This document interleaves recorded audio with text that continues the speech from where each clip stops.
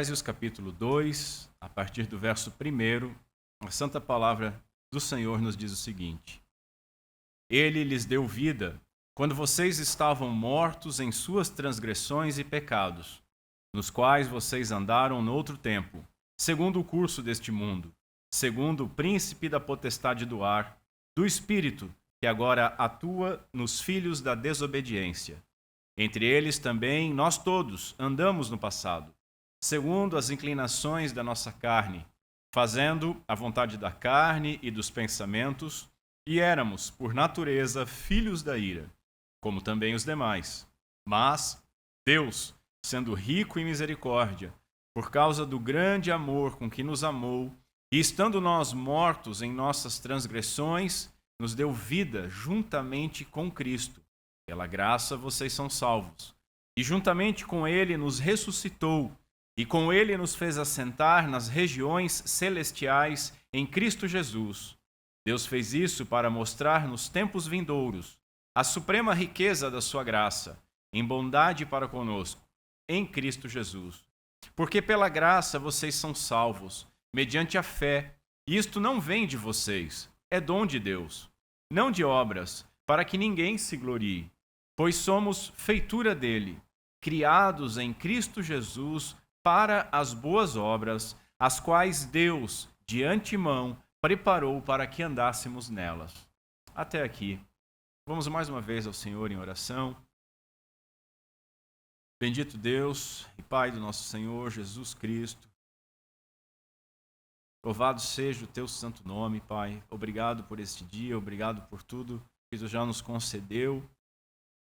Obrigado pela oportunidade de estarmos juntos nesse culto.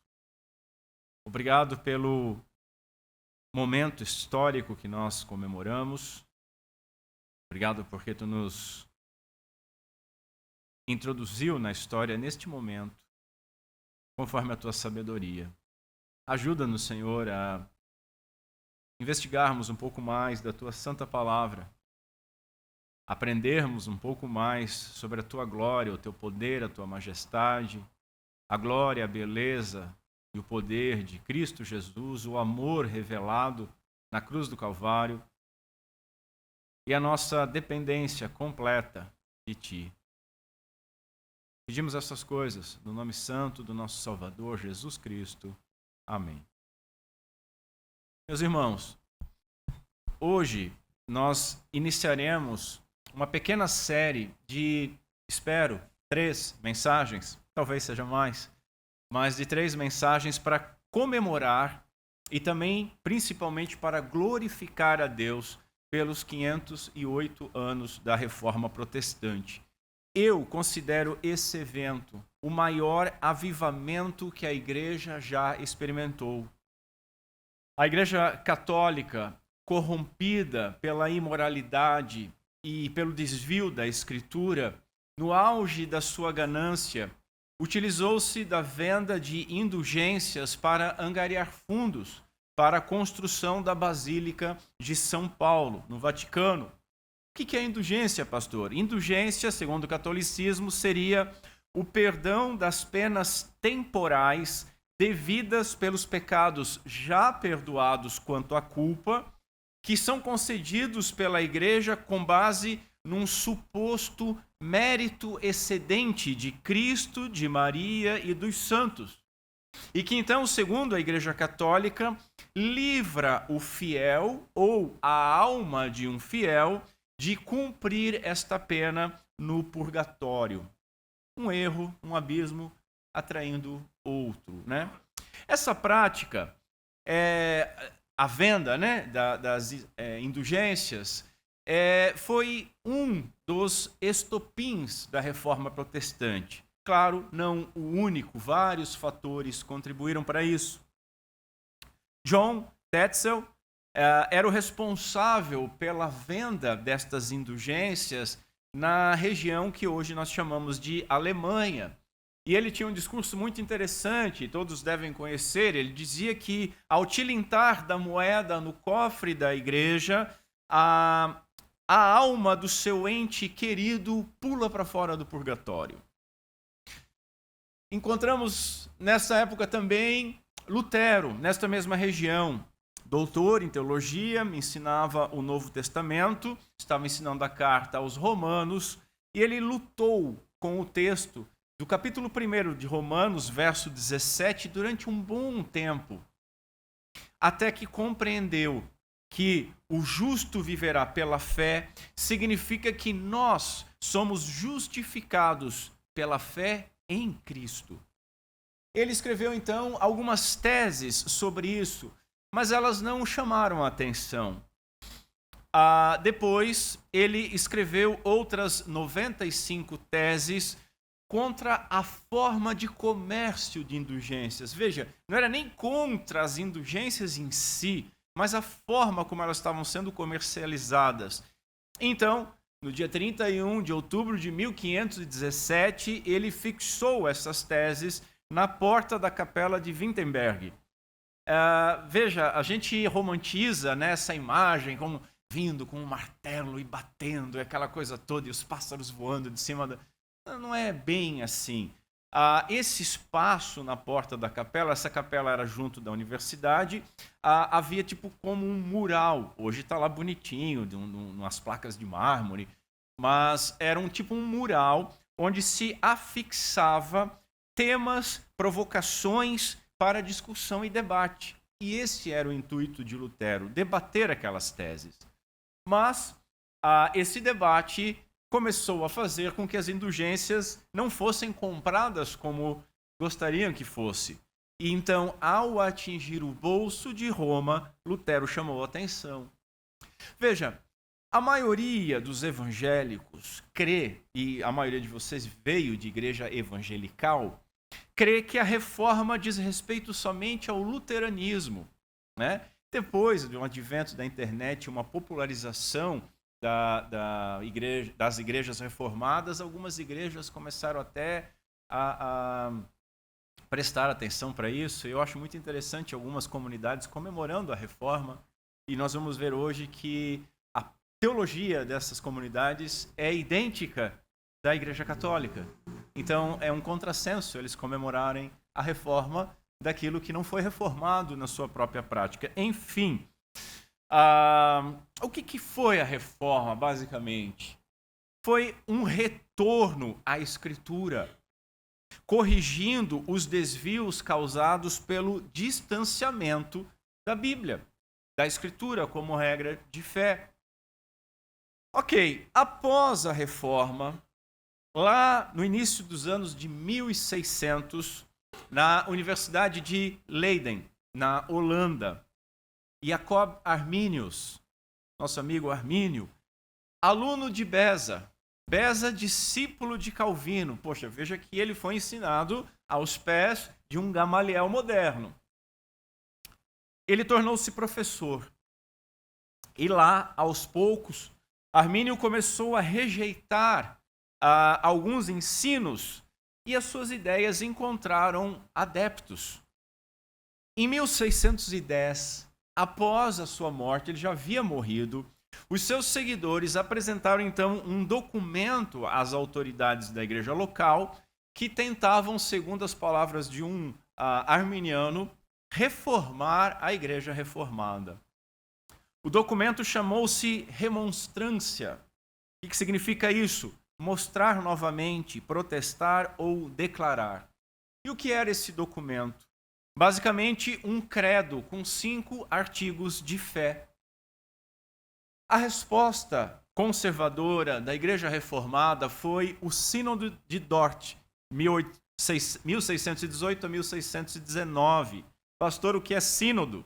Sínodo significa uma assembleia paroquial, uma assembleia da igreja.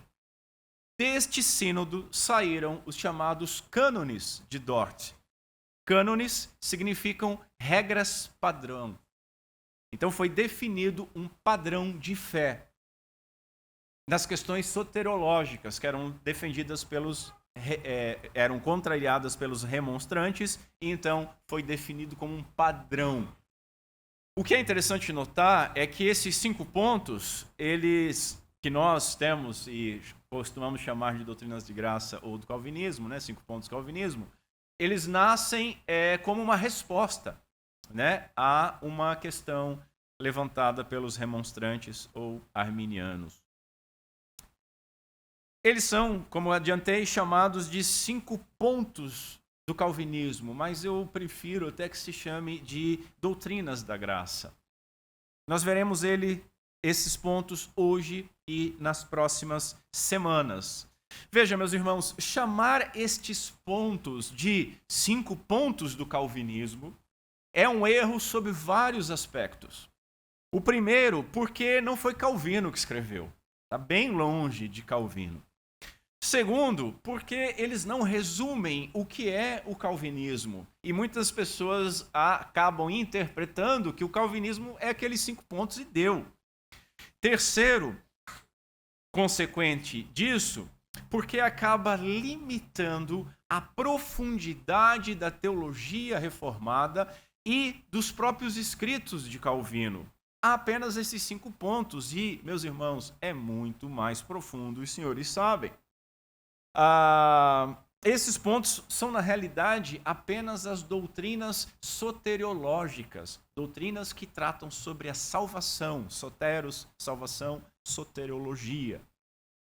Soma-se a isso a confusão que acaba causando, porque muitas pessoas que vão comparar esses artigos com as Escrituras acabam identificando que elas são de fato bíblicas e acabam então concordando com elas e se autoproclamando calvinistas ou reformadas, quando na realidade elas concordaram apenas com a soteriologia reformada e não com toda o arcabouço de teologia e tradição reformado.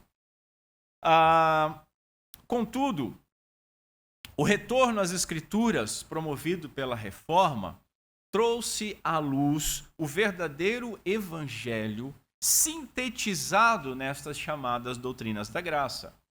O homem totalmente corrompido é escolhido incondicionalmente pelo Pai, chamado de maneira irresistível da morte pela regeneração do Espírito Santo, perdoado e declarado justo por meio da fé na obra que o Filho de Deus realizou, viveu, morreu em lugar destas pessoas e é preservado pela providência divina que o santifica até o dia da glorificação. Irmãos, esse é o Evangelho. Esse é o Evangelho. Um autor reformado, ele diz assim, o seguinte: os 5 pontos do calvinismo determinam que tudo se resume a somente um ponto, ou seja, que cada aspecto da salvação faz parte da obra da graça do Deus soberano. É um ponto só, é Deus quem salva. Ao Senhor pertence a salvação. Jonas capítulo 2, verso 9. Hoje, nós veremos, se Deus assim permitir, 2 desses pontos. Nós veremos a doutrina da corrupção total, o estado do homem após a queda, as corrupções desta doutrina e o seu correto entendimento. Depois veremos a doutrina da eleição incondicional, os problemas com o termo, a visão arminiana da eleição, a definição correta da eleição e a fé e o arrependimento como suas consequências. Assim, depois desta longuíssima introdução, vejamos em primeiro lugar corrupção total, o estado do homem. Meus irmãos, na série de pregações que nós estamos fazendo em Romanos, nós falamos bastante sobre o estado do homem, a condição do homem natural. Vimos que desde o verso 1 do capítulo 1 de Romanos até o capítulo 3, verso 20, aquilo que nós chamamos de primeira metade do Evangelho, nós tratamos sobre o estado do homem. E ali há aquilo que eu chamo de má nova, má notícia. E veja, não pode haver boa nova, o Evangelho, não pode ser compreendido a boa nova do Evangelho sem primeiro ser compreendido a má nova. Como Jesus diz, ele não veio pelos sãos, ele veio pelos doentes. E essa má nova é que faz o homem entender: eu sou este doente e eu preciso desesperadamente deste Redentor. Essa má notícia, então, é a compreensão da situação terrível que o homem se encontra e que, a parte de Cristo, sem se arrepender, sem fé na obra do Salvador, o homem ele está completamente perdido e não há nada que ele possa fazer para sair dessa situação. Cristo, reforço, veio para os doentes. O Evangelho, meus irmãos, ele vem para o homem caído. O Evangelho não vem para uma casta de santos, o Evangelho vem para desgraçados, para mortos em delitos e pecados, inimigos de Deus, o homem caído, condenado, inimigo, não merecedor de nenhuma dádiva divina, merecedor totalmente da plenitude, da justiça, do juízo e da condenação de um Deus justo, santo e poderoso. É fundamental nós compreendermos o estado do homem após a queda. Assim, em segundo lugar, vamos dar uma olhadinha em criação e queda. O homem, ele foi criado como a coroa da criação. Em Gênesis nós lemos: criou Deus, pois o homem à sua imagem, a imagem de Deus o criou. Uns versos à frente vai dizer: viu Deus tudo quanto fizera, e era muito bom. É interessante que Deus vai criando as coisas e dizendo: é bom. E após criar o homem, ele diz: é muito bom. É a coroa da criação.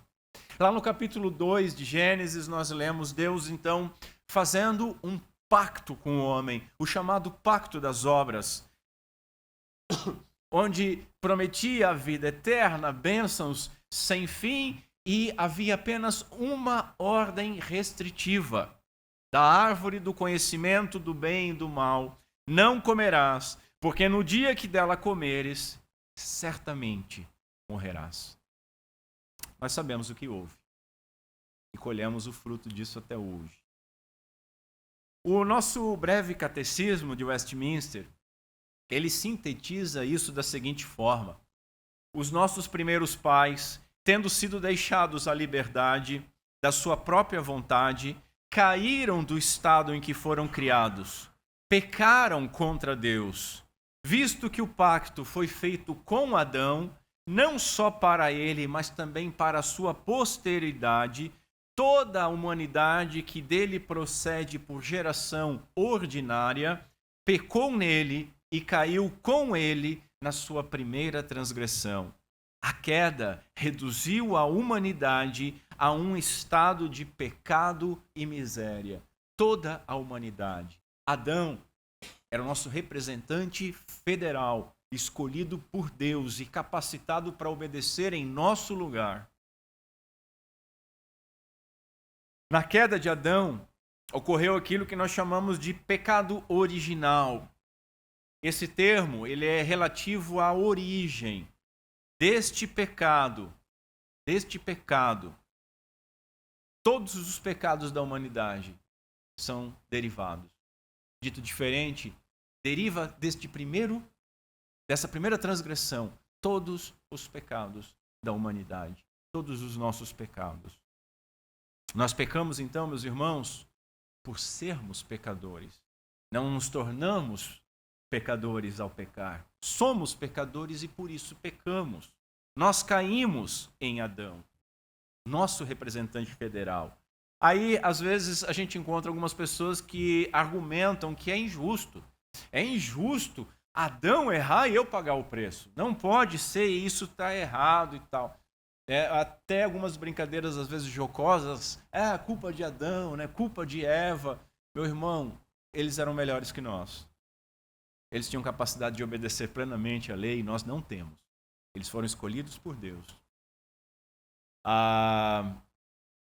Segundo lugar, quando você pensa, não é justo, Adão e Eva erram e eu pago o preço.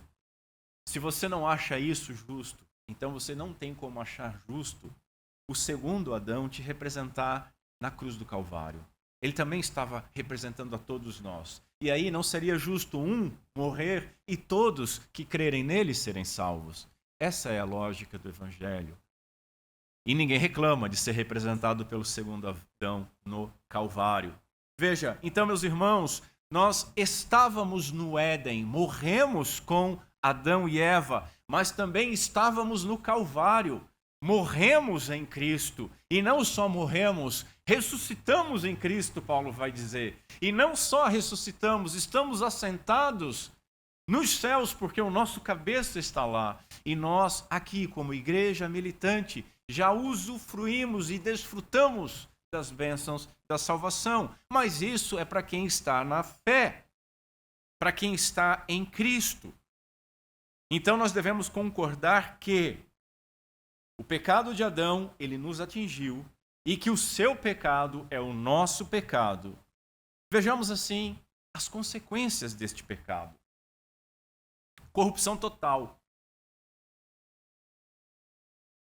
O nome da doutrina é depravação total.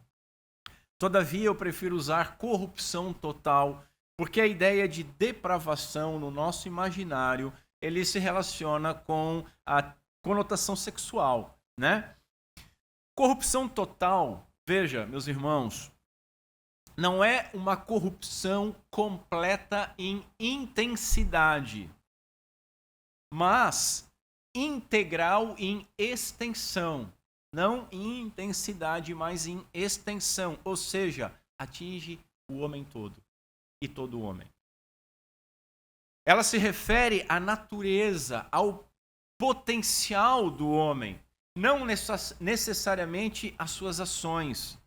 Significa, então, que não há nenhuma parte do homem que não tenha sido afetada. Não significa que o homem seja tão ruim quanto poderia ser, mas o potencial está ali. Significa que o nosso coração, a nossa mente, as nossas afeições, desejos foram totalmente afetados pela queda. Lutero dizia: não tenho outro nome senão pecador. Pecador é o meu nome, pecador o meu sobrenome. O homem natural, ele pode não atingir todo o seu potencial para o mal, mas o potencial está ali. A corrupção está em seu coração. Somos como uma banana de dinamite. Mesmo que não acionado, mesmo que não explodindo, a natureza é de explodir. E pode explodir a qualquer momento. E só não explode porque a graça de Deus restringe o nosso mal. Somos pecadores por natureza, com um potencial de maldade de um Stalin, de um Hitler, de um Moraes. E entender isso, meus irmãos, é importante. Até que ponto a queda afetou o homem? Essa é uma pergunta que nós devemos fazer e responder. Até que ponto a queda afetou? Parcialmente ou totalmente? A queda, ela nos deixou mortos em delitos e pecados ou apenas feridos em delitos e pecados? Veja o que Paulo escreveu, e nós cantamos isso. Já temos demonstrado que todos estão debaixo do pecado. Como está escrito, não há um justo, nenhum sequer. Não há quem entenda, não há quem busque Deus. Todos se desviaram e juntamente se tornaram inúteis. E não há quem faça o bem, não há nenhum sequer. A garganta deles é sepulcro aberto, com a língua enganam, veneno de víbora está nos seus lábios. A boca eles têm cheia de maldição e amargura, seus pés são velozes para derramar o sangue, nos seus caminhos há destruição e miséria, eles não conhecem o caminho da paz. Não há temor de Deus diante dos seus olhos, pois todos pecaram e carecem da glória de Deus. Essa é a definição do homem natural, essa era a nossa definição à parte de Cristo. Quarto lugar, vejamos, corrompendo a corrupção total. Até aqui, meus irmãos, no que eu falei, basicamente, com muita parcimônia, Armínio e os arminianos clássicos eles concordariam. Armínio, ele chamava a doutrina de a corrupção total de inabilidade total. Inabilidade total. Qual é o problema? O problema é que é difícil encontrarmos um arminiano raiz. É difícil. Comumente, os reformados chamam os arminianos atuais de semipelagianos. O que é, às vezes, meio forte, mas vamos entender. Vamos dar uma olhadinha na história. Semipelagiano é alguém que é quase Pelágio. Então vamos ver quem é Pelágio. Pelágio foi um professor em Roma, em Jerusalém, no século IV. Agostinho, nosso querido Agostinho de Hipona, o refutou. E a doutrina de Pelágio, ela foi condenada não somente por Agostinho, mas por um concílio da igreja ainda unificada. Pelágio, ele afirmava que a queda, ela não havia afetado o homem, portanto, ele negava a corrupção total. Pelágio dizia que Adão apenas deu um mau exemplo, nada além disso, e que o homem natural, ele poderia ser salvo se ele nunca pecasse. Ele poderia nascer porque nascia sem a corrupção total, e se ele levasse uma vida sem pecado, ele poderia ser salvo como Adão no pacto das obras, né? Apesar que ele até afirmou que nunca conheceu alguém assim, ainda bem que ele não disse que era alguém assim, enfim, e que caso este homem pecasse, se ele quisesse, ele poderia ir a Deus quando bem entendesse, utilizando do seu livre-arbítrio. Isso é Pelágio. Agora veja, mesmo refutando e condenando Pelágio, a igreja, antes da reforma, ela não permaneceu muito tempo de acordo com Agostinho. Entre os séculos 5 e 6, surgiu aquilo que se chama semipelagianismo. Uma posição intermediária entre Agostinho e Pelágio. O semipelagianismo ensina o seguinte, que o início da fé, o primeiro passo do homem em direção a Deus é dado pelo livre-arbítrio humano. E que a graça de Deus, a graça divina, apenas cooperava, ajudando, auxiliando o homem a perseverar. Essa doutrina foi aceita pela igreja, mas logo depois ela foi condenada no chamado Concílio de Orange, em 529. A igreja reconheceu oficialmente que a graça é necessária, inclusive, para o primeiro passo da fé. No entanto, a teologia posterior do catolicismo, especialmente na Idade Média e especialmente no Concílio de Trento, fazendo o que eles chamaram de contra-reforma, em resposta à reforma, eles desenvolveram uma visão sinergista da salvação. O que é sinergista, pastor? A salvação resulta da cooperação entre a graça divina e a vontade humana. Sinergia, dois juntos cooperam. A graça auxilia o homem, faz junto. É por isso que os reformadores e os puritanos depois caracterizavam o catolicismo romano como semipelagiano. É um pouco desonesto, tá? Mas veja, o meu ponto aqui é o seguinte, ainda que seja um pouco diferente do semipelagianismo, o catolicismo e o arminianismo, eles são muito próximos na sua teologia de salvação. E esse é o meu ponto. Eles diferem do semipelagianismo? Se a gente for honesto, diferem. Mas eles andam de mãos dadas, um com o outro. Ambos são sinergistas. Ambos defendem a cooperação entre Deus e o homem na salvação. E ambos se opõem ao monergismo. Sinergismo são dois cooperando, monergismo é apenas um fazendo. O que é o monergismo? A salvação como obra exclusiva de Deus. Eles se opõem a isso.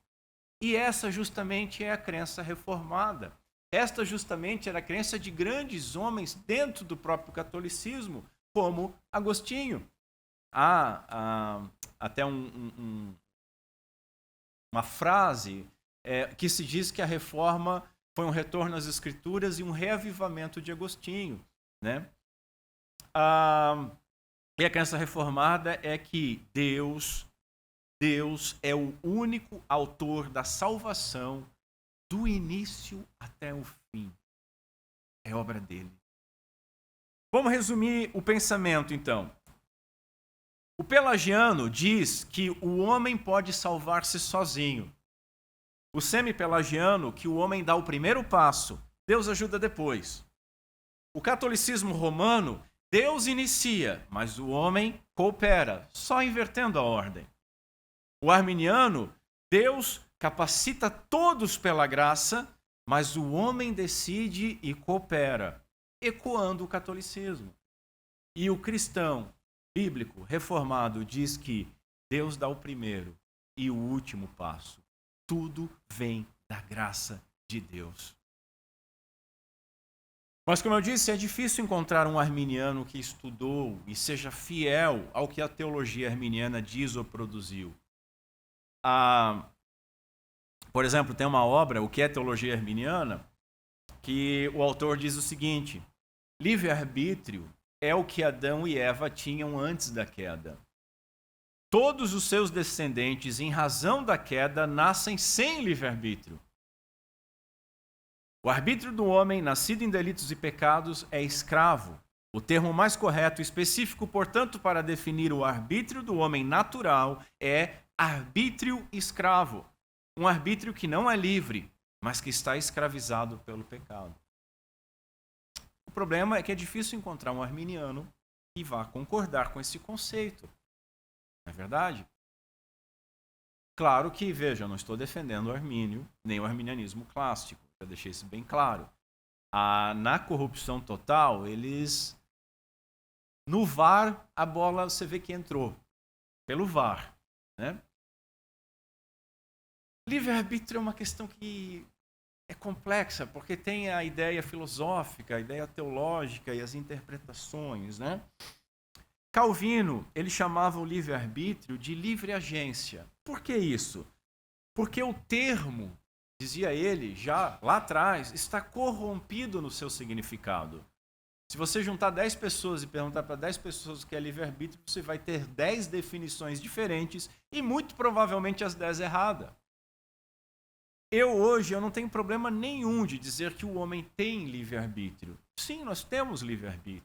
O homem, inclusive o homem natural, ele tem sim livre-arbítrio. E eu até acho boa essa definição arminiana. O homem tem um arbítrio escravo, um livre-arbítrio escravo. Uma contradição de termos. Porque o problema, meus irmãos, não é o livre-arbítrio. E aí aquela pessoa que descobre as doutrinas da graça vira um cruzado contra o livre-arbítrio e só sabe falar nisso e fazer meme na internet. O problema é nós entendermos o conceito, o que é o livre-arbítrio. Quando nós dizemos que o homem ele não pode ir a Deus e dizemos que o homem tem livre-arbítrio, as pessoas chiam, mas é isso que a Bíblia diz. O homem não pode fazer o bem, assim como o etíope não pode mudar a sua cor. Não estamos falando que o homem é um robô, mas veja que ele faz de maneira totalmente livre tudo aquilo que a sua natureza o inclina a fazer. Arbítrio escravo. É livre. Não há uma força que compulsiona ele a errar. Não há uma força que segura ele de não ir a Deus. Ele não quer. É o homem natural. A corrupção é total porque a natureza carnal do homem é totalmente inclinada para o mal. O homem natural ele só pode pecar. Então ele tem sim livre-arbítrio para pecar. Ele tem liberdade para fazer tudo aquilo que a sua natureza corrompida deseja. Ele só é refreado pela graça de Deus. Veja, você diria que um peixe ele é livre nos oceanos ou que ele está preso? Ele é livre. Esse peixe pode voar? Não. Ele tem liberdade para agir conforme a sua natureza. Podemos olhar um pássaro, é livre ou não é? Ele pode voar para onde ele quiser, ele tem liberdade. Ele tem liberdade para fazer tudo? Para nadar? Para mergulhar? Pode ir para pegar um peixe, mas ele pode ficar lá por baixo? Não. Um rio. Alguém diria que o leito de um rio não é livre? É livre. Mas veja, ele não pode ir contra a sua natureza. Ele não pode de uma hora para outra dizer, eu não quero mais correr rio abaixo, eu vou mudar o leito e vou correr rio acima. Não dá para fazer isso. O homem natural, ele é escravo do pecado. Ele peca livremente, ele não é obrigado por nenhuma força a pecar. Ele segue simplesmente a sua natureza. Então, meus irmãos, por isso que nós defendemos a regeneração, uma nova natureza é dada ao homem por Deus, por meio do seu Espírito. Então, a maioria das pessoas que se dizem arminianas, elas vão ser de fato semi-pelagianas ou pelagianas, infelizmente. A doutrina da salvação arminiana é semelhante àquilo que o catolicismo prega. E aí já tive até controvérsia, agora nasceu na internet de novo a controvérsia se o arminianismo é um erro ou é uma heresia. Grandes homens de Deus da nossa nação diziam que era heresia. Agora, vendendo livros e curso, mudou para erro. Sei, não estou querendo fazer juízo de valor, mas são dois fatos. É um erro ou é uma heresia? Vai depender da forma que nós enxergamos o catolicismo. Porque se advém do catolicismo e é tão semelhante a ele, a minha definição do que é o catolicismo vai definir o que é o arminianismo.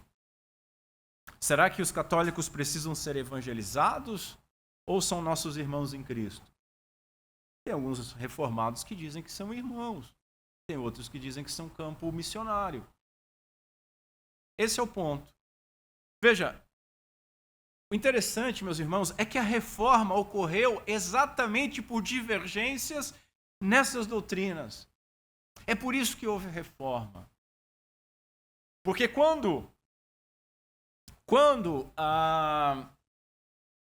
Lutero escreveu a respeito destas coisas, as suas primeiras teses, como eu falei no princípio, não foi dado atenção, não fez barulho.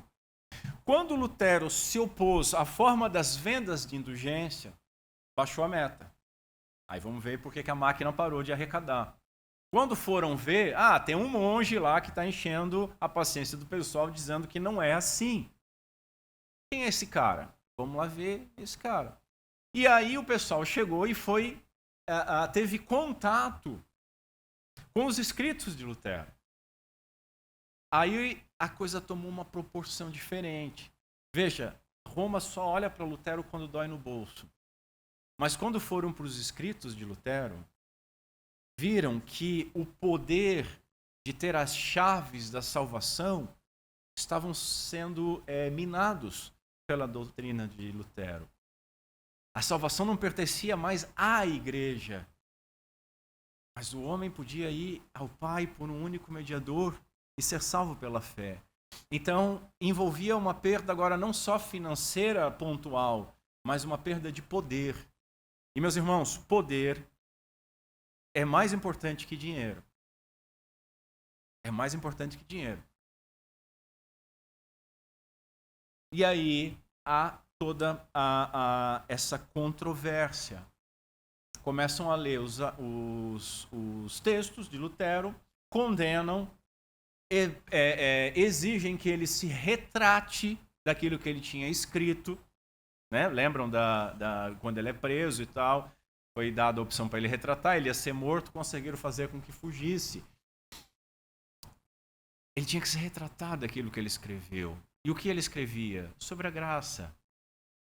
Veja, Lutero não é reformado. Ele começa a reforma. Ele é muito sólido nas doutrinas da graça. da justificação pela fé, mas ele não foi muito a fundo. Coube a outros homens depois. Mas é o início. E aí quando a gente para pensar, tá, hoje nós estamos numa igreja evangélica, o marco que criou essa igreja foi a reforma. Por que se deu a reforma? Por causa destas doutrinas.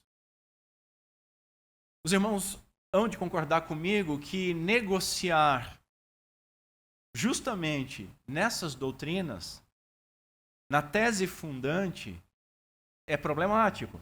É uma negação daquilo que é a estrutura de uma igreja reformada ou evangélica, né? E, infelizmente, meus irmãos, grande parte do movimento evangélico hoje voltou a Roma.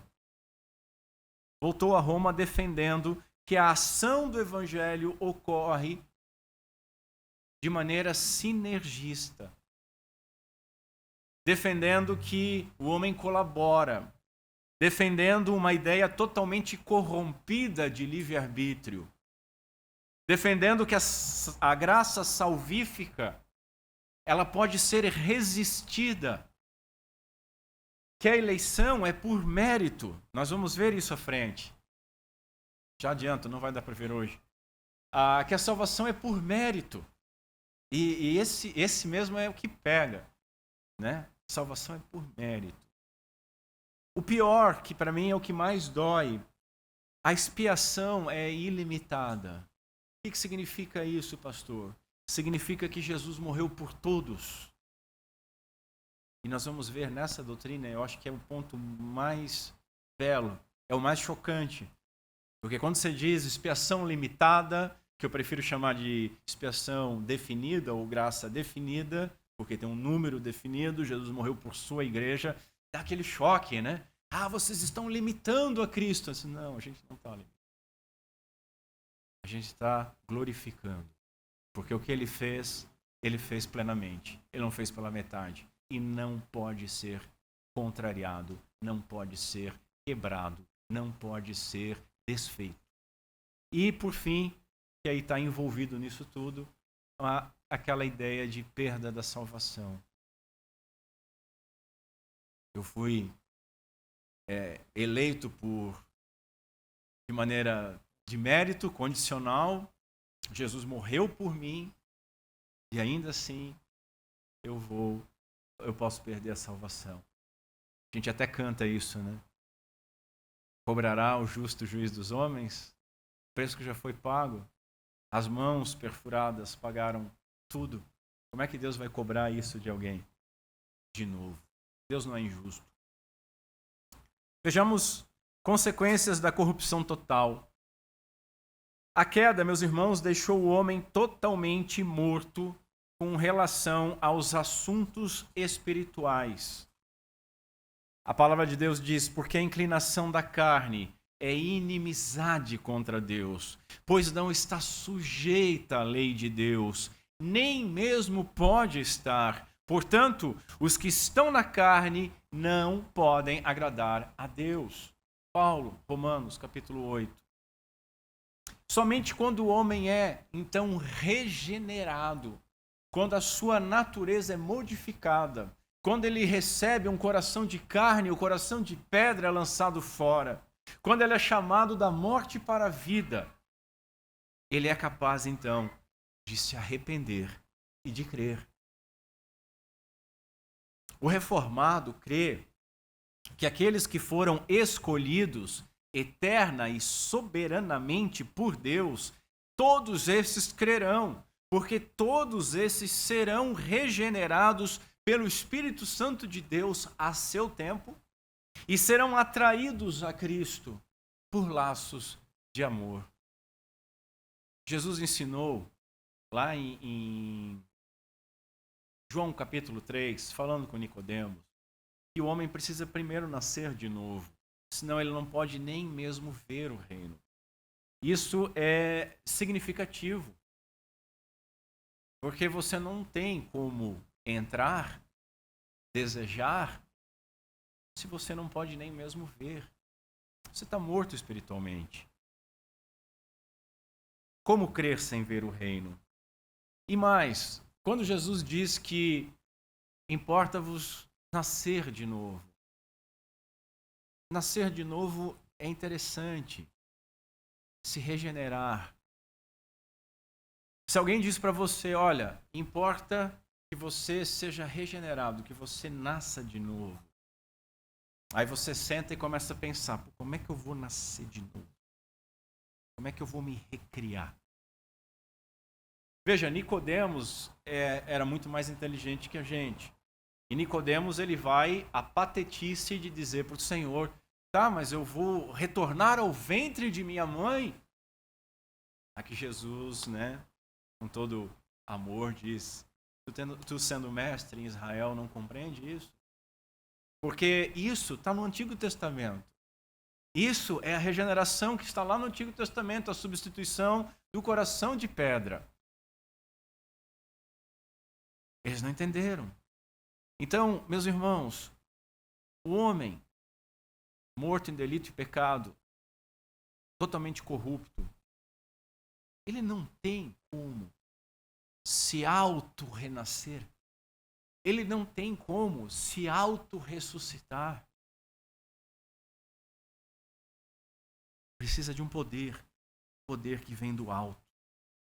O homem não pode ir sozinho a Deus. Não foi Calvino que disse, mas Jesus Cristo, o Salvador, diz: ninguém pode vir a mim se o Pai que me enviou não o trouxer. E um pouquinho mais à frente ele diz: sem mim vocês nada podem fazer. Eu acho que nada é bastante abrangente. Nada podem fazer. O Evangelho, meus irmãos, ele a gente viu em Romanos, o Evangelho de Deus Pai. O Evangelho vem de Deus. O Evangelho nasce em Deus. E o Evangelho é o que Deus faz. É Deus que apresenta Cristo. É Deus encarnado que paga o nosso preço. É Deus que ressuscita o Filho por meio do Espírito. É Deus que regenera o homem que crê.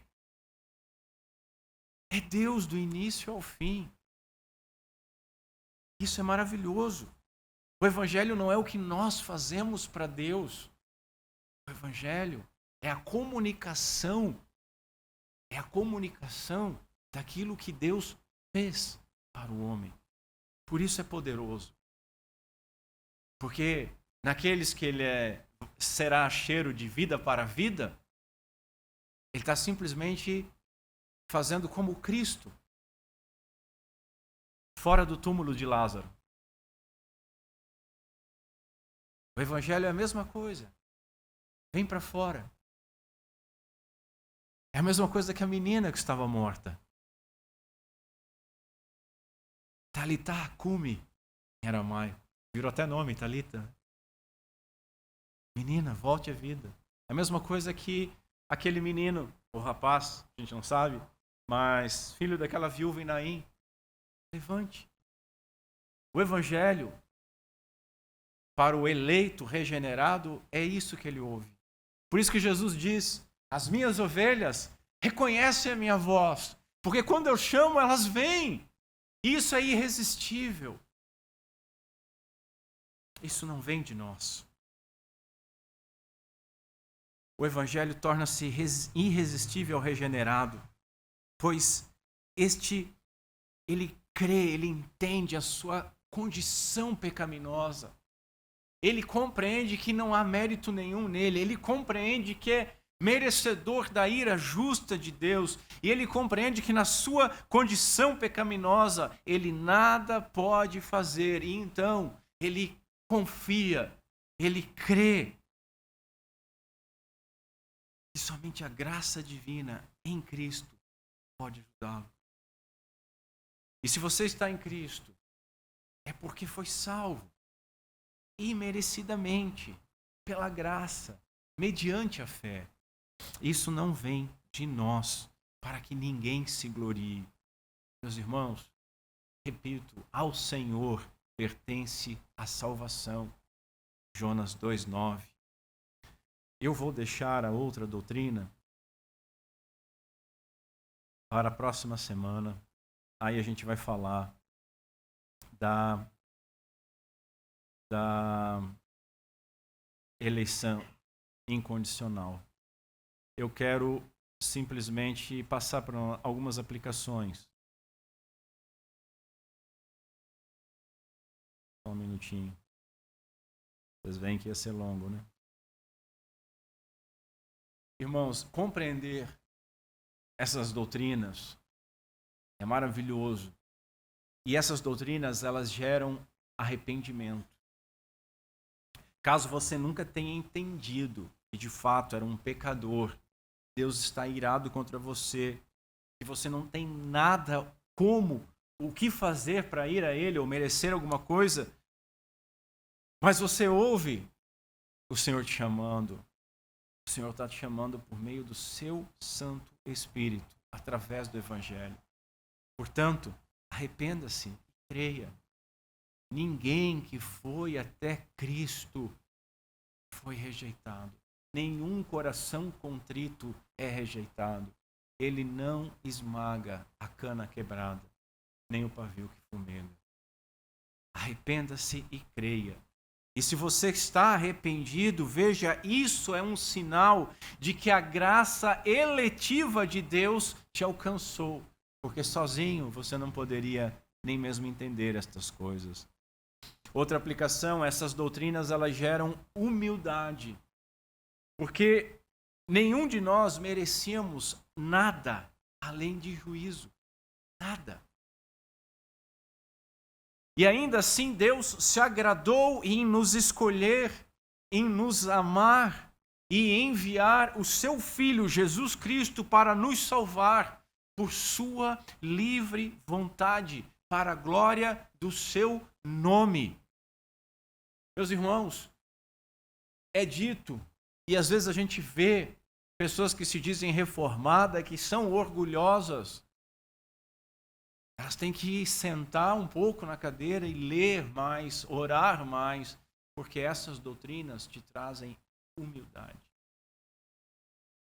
O Dr. Lloyd Jones, ele dizia que, não é só ele, mas ele sintetizou uma forma de você avaliar uma doutrina, se ela é bíblica ou não.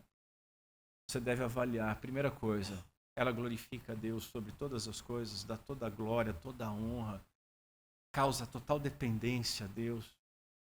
Segunda coisa, essa doutrina me humilha, me coloca no devido lugar, me faz completamente dependente de Deus, completamente miserável sem Deus.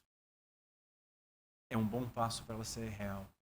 Então, crer nessas doutrinas, nessa que a gente estudou hoje e nesses 5 pontos, gera humildade.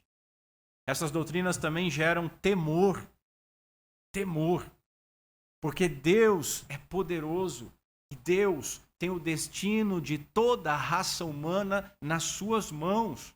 Veja, Ele é misericordioso com quem quer e endurece quem Ele quiser. Como nós lemos na liturgia, Ele se compadece de quem Ele quiser se compadecer. Assim, meus irmãos, não depende de quem quer, nem de quem corre, mas em Deus. Deus usar de misericórdia. Ele não deve nada a ninguém. Não existe um homem que seja credor de Deus. Não há mérito. Não há nada. A salvação pertence totalmente a Ele. Esse é o temor bom. Esse é o temor que exalta a Deus. E não faz você ter medo dele, mas sabe que você está nas mãos. Foram pregadas no madeiro por causa de vermes como nós. Outra aplicação, essas doutrinas geram então louvor e adoração. Porque aquele que nos amou primeiro, nos escolheu primeiro, sacrificou o seu próprio Filho e nos chama de maneira irresistível e nos justifica com uma fé que Ele mesmo dá e nos adota como filhos. De inimigos a filhos. Ele é digno de todo louvor, Ele é digno de todo amor, Ele é digno de toda glória, de toda honra para sempre. Para sempre. Veja, a gente ouve, e assim, eu não estou condenando essas pessoas, tá, irmãos? Sejamos maduros, eu não estou dizendo que essas pessoas não são salvas, mas elas estão errando muito. Você vê que o sistema de crença arminiano gera comentários do tipo: eu criei em Jesus há 30 anos, eu nunca me arrependi. Veja, um reformado, ele chega diante de Deus, ele ergue as suas mãos, ele diz: Senhor, obrigado pela tua graça. Eu era um miserável, maldito, eu deveria ser esmagado pela tua justiça, mas aprove a ti me amar e me atrair a ti. Se eu tiver um outro entendimento, eu posso chegar diante de Deus e dizer: Senhor, eu te escolhi. Tu olhaste antes do mundo ser formado e vistes que eu creria em ti. A minha fé me salvou. A minha fé foi legítima para tu me escolher. Eu usei do meu livre-arbítrio de forma boa. Eu estou trazendo aqui o melhor da terra. Mas diante de Deus, Ele não quer a oferta de Caim do melhor da terra. Deus quer a oferta do sangue derramado. O entendimento disso faz nós nos dobrarmos diante da maravilhosa graça. Essas doutrinas geram, então, gratidão. E como que essa gratidão ela é refletida por meio de uma busca de santidade e obediência. Sempre nós somos salvos de alguma coisa para alguma coisa. E para que nós fomos salvos? O verso de Efésios, capítulo 1, verso 4, onde vai falar da eleição, vai dizer que nós fomos eleitos para sermos santos e irrepreensíveis diante dele. Santidade, obediência. Fomos eleitos para isso. Salmo 105 termina dizendo assim: Ele conduziu o seu povo com alegria e com júbilo, os seus escolhidos. Para quê? Para que lhe guardassem os preceitos e observassem as leis. Aleluia, termina o Salmo. Como que nós agiríamos diferente diante de tão grande graça? Que Deus seja misericordioso conosco, por meio de Cristo Jesus. Amém. Vamos ficar em pé.